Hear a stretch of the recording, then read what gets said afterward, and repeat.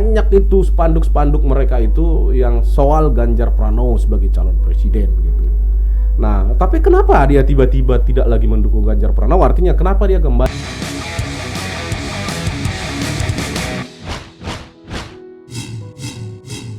Selamat datang di channel Satrio Busido Library. Kali ini kita mau bicara soal dukungan terhadap Prabowo. Ini semakin banyak seperti bola salju gitu ya. Pertama, kalau misalnya kita lihat dari sisi lembaga survei, nama Prabowo naik gitu kan, udah melewati Ganjar. Kemudian yang kedua, berita yang paling hangat lagi hari ini, dukungan dari dua partai, memang partai kecil, tapi partai ini punya perjalanan yang cukup signifikan gitu kan, walaupun kecil dia menggigit partai PSI dan juga PBB pimpinan Yusril Iza Mahendra. Satu dulu mungkin soal PSI ini, dukungan terhadap Prabowo. Gimana pandangan dari Bung Yuson? Yang paling pertama kita ucapkan terima kasih sama PSI ya. Kalau spirit mereka memang spirit persatuan nasional ya. Itu satu yang paling pertama.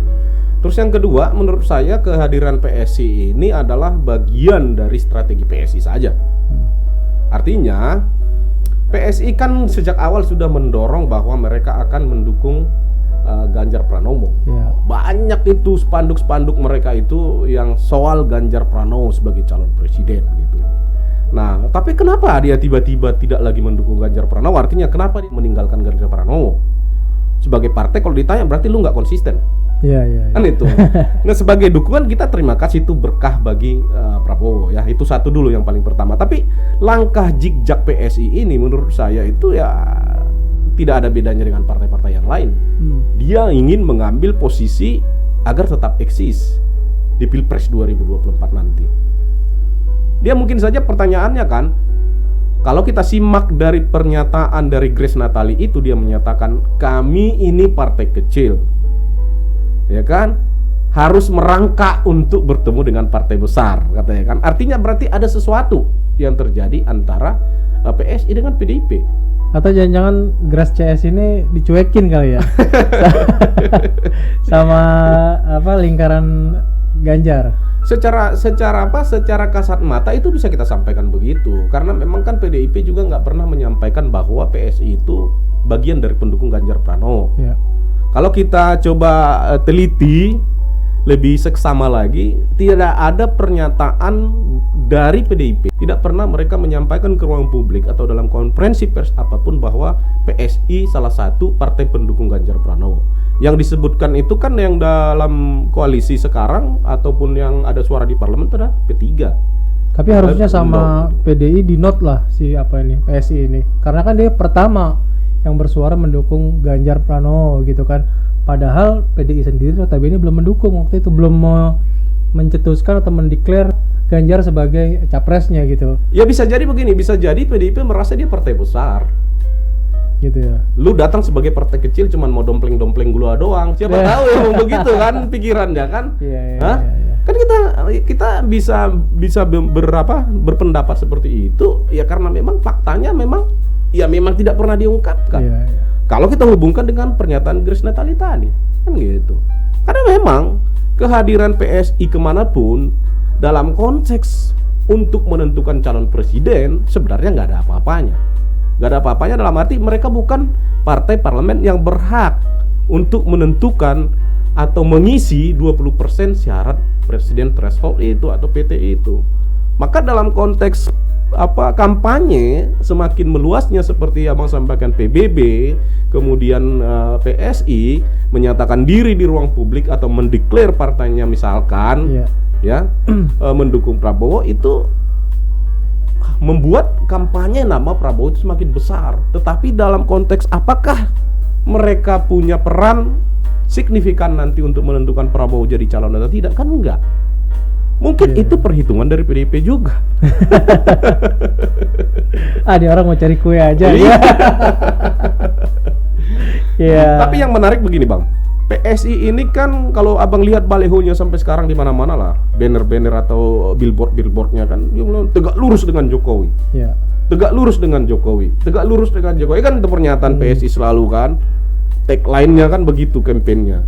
tegak lurus dengan Jokowi. Nah, pertanyaan saya, apakah kata tegak lurus dengan Jokowi ini mendukung Prabowo juga bagian approval dari persetujuan atau blessing dari Jokowi? Nah, ini yang tadi tanya kan. Jangan-jangan dia dapat channel bahwa Jokowinya ke situ. Itu. Karena di konferensi boleh juga. Ya, karena di konferensi persnya juga disampaikan begitu. Kita tegak lurus dengan Pak Jokowi. Mungkin mereka membaca gestur. Atau bisa jadi di baliknya atau di belakang layarnya bisa jadi ada pembicaraan kan gitu. Ya kita sebagai masyarakat wajar aja berpikiran seperti itu. Tapi kalau itu yang terjadi, alangkah sialnya Ganjar Pranowo separtai dengan Pak Presiden, separtai dengan Pak Jokowi. Kok tiba-tiba nanti, padahal di mana-mana diklaim Pak Jokowi dukung Ganjar Pranowo, Bang. Tapi itu belum bisa dikonfirmasi lah ya.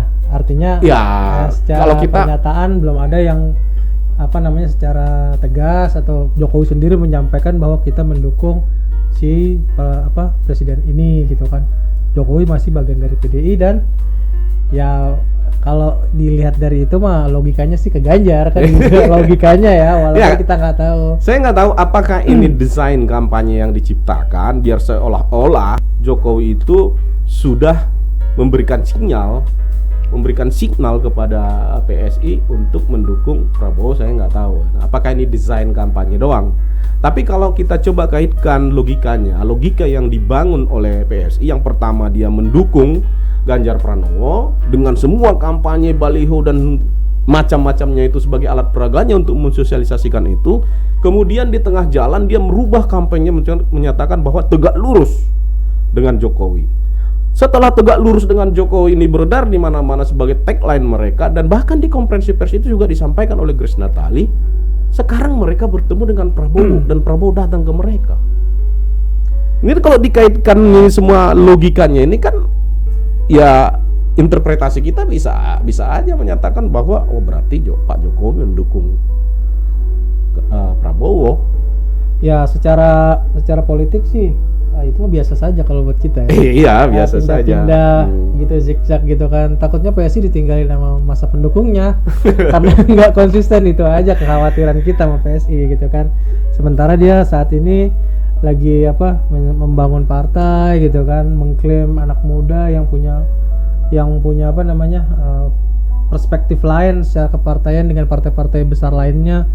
Tapi kemudian cara mainnya itu ya nggak dibilang kotor, tapi memang politik lah seperti itulah adanya gitu kan. Ya kalau menurut saya sih Bang, nggak bakalan ditinggalkan oleh masa pendukungnya. Kenapa saya katakan demikian kan? Karena memang ya kalau menurutku ya PSI ini di samping dia partai baru, terus yang kemudian basis pendukungnya itu yang anak-anak muda yang lebih rasional lah ya. Pertama lebih rasional, terus yang kedua ya dia masih aspirasinya itu ya kelompok menengah ke atas, ya kan, aspirasi politiknya itu karena orang-orangnya memang menengah ke atas rata-rata.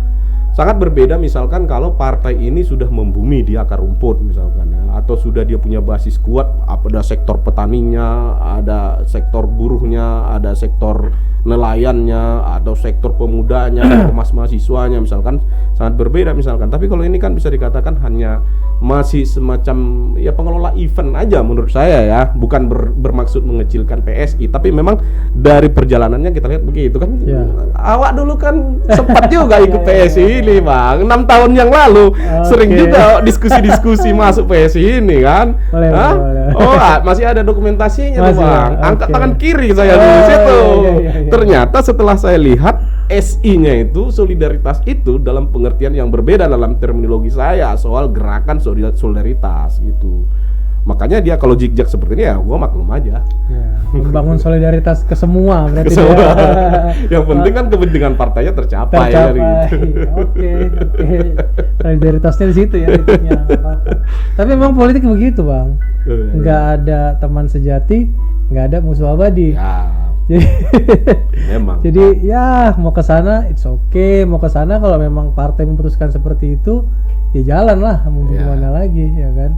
Tapi perpindahan dari Ganjar ke Prabowo yang dilakukan oleh PSI saya rasa tidak salah langkah sih dengan situasi saat ini gitu kan. Ya sama seperti kita kan.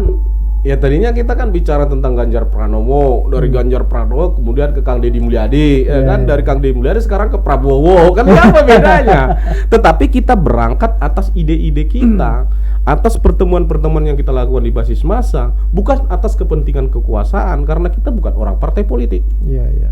Karena ada spirit aktivisme, spirit yang harus dilahirkan dari gagasan, makanya kita seperti ya hari ini melihat siapa yang paling memungkinkan untuk mendorong gagasan atau spirit perubahan itu bisa terjadi, kan gitu.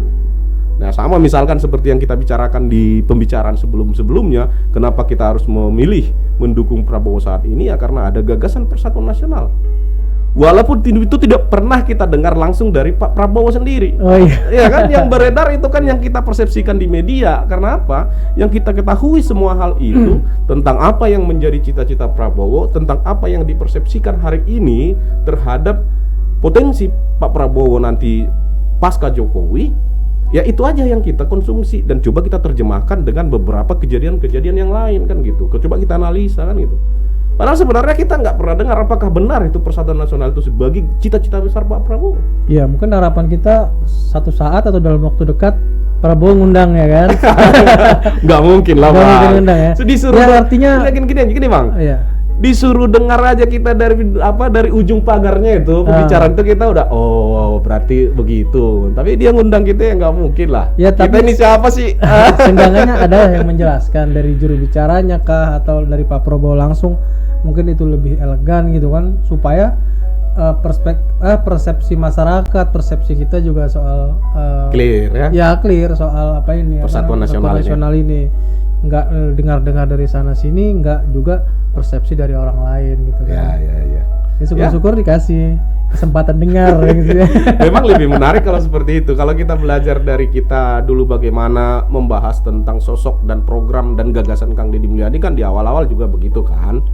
Artinya kita hanya melihat referensi pemberitaan, kemudian ya analisis, kemudian buku yang dia ciptakan gitu ya. Kita coba melihat dari situ aja. Memang kalau kita mau lebih detail, kita harus dengar orangnya bicara. Karena apa? Karena gagasan itu mestinya kita dengar dari orang yang akan menjalankannya. Kalau gagasannya A disampaikan oleh A, ya tentu itu lebih konkret dibanding gagasannya A tapi yang menyampaikan B. Ya kan? Karena ya bisa aja si B ini beda interpretasi. Salah interpretasi. Tetapi ketika informasi itu sampai ke kita, ternyata bukan demikian kan gitu. Nah itu kan hal yang menurut saya itu ya harus kita mulai kembangkan sebagai bentuk kita untuk menjadi pemilih rasional, menjadi orang yang demokratis, menjadi orang yang memang mengambil peran sepahit apapun pilihan itu, kalau memang benar-benar clear gagasan itu yang memang harus didorong ke depan. Kita ambil pilihan pahit itu. Ambil pilihan pahit itu. Walaupun dibully gitu. Iya, siap lah kita demi gagasan yang lebih baik ya kan. Iya dong. Kita kan pilih pemimpin yang punya gagasan, bukan pilih pemimpin yang ya karena dia punya basic ABC yang ya itu udah nggak ini lagi kan. Ya. Seiring berjalan waktu, ya mungkin saat ini udah lebih arif. Ya. Prabowo ketimbang 98 dulu. Begitulah kata mereka kan gitu ya. Itu yang saya bilang tadi, itu kan masih yang dibangun oleh persepsi gitu ya. Karena ya politik ini soal persepsi aja sebenarnya kalau soal elektoral ini ya. Karena banyak juga yang terjadi sekarang ini adalah bagaimana mengelola floating mass. Tetapi sangat sedikit orang yang mengelola bagaimana gagasan itu bisa diterjemahkan dan dipahami oleh calon pemilih. Kan itu yang kita harapkan kan begitu. Ya kan? Bukan hanya karena apa? Karena ini loh, kita ini kan bukan anggota sekte, Bang, yang harus percaya pada apa yang disampaikan oleh seseorang. Apalagi yang menyampaikan itu bukan orangnya langsung. Kan gitu.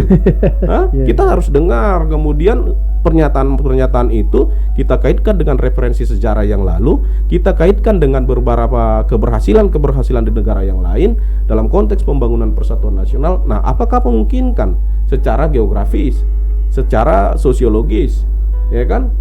Itu terjadi di Indonesia atau tidak kan gitu. Ya kalau sekte kan dia mainnya doktrin Bang. Doktrin. Kan, jadi saat ini udah nggak laku lagi. Nggak laku, bukan doktrin. Kita bukan menunggu doktrin. Betul. Nah, kita menunggu gagasan rasional. Iya. Yang itu memang sejalan dengan gagasan yang kita inginkan, kita cita-citakan gitu loh. Agar kita tidak terus berkutat pada masalah-masalah yang diperdebatkan terus dari setiap 5 tahun tentang masa lalu gitu. Iya, digoreng terus masalah HAM ini ya, digoreng lagi 5 tahun digoreng lagi. Ya, tapi udah kemana-mana pembicaraan kita nih Bang. Tadi itu bicara PSI sama PBB. Kenapa kita cut dulu lah. Apapun itu ya, kita hargai, kita hormati pilihan PBB, pilihan PSI untuk dukung Prabowo. Ya berarti saat ini kita kurang lebih satu kapal lah ya. Belum. Kita masih masih apa namanya? Ya di dermaga menunggu. Dermaga, iya. Oke teman-teman sekalian, jangan lupa di like, subscribe dan juga view untuk apa yang kita bicarakan ini. Teman-teman kasih komen. Ada juga yang mau dibicarain, teman-teman juga boleh kasih komen. Oke. Terima kasih. Salam dari kami. Cheers.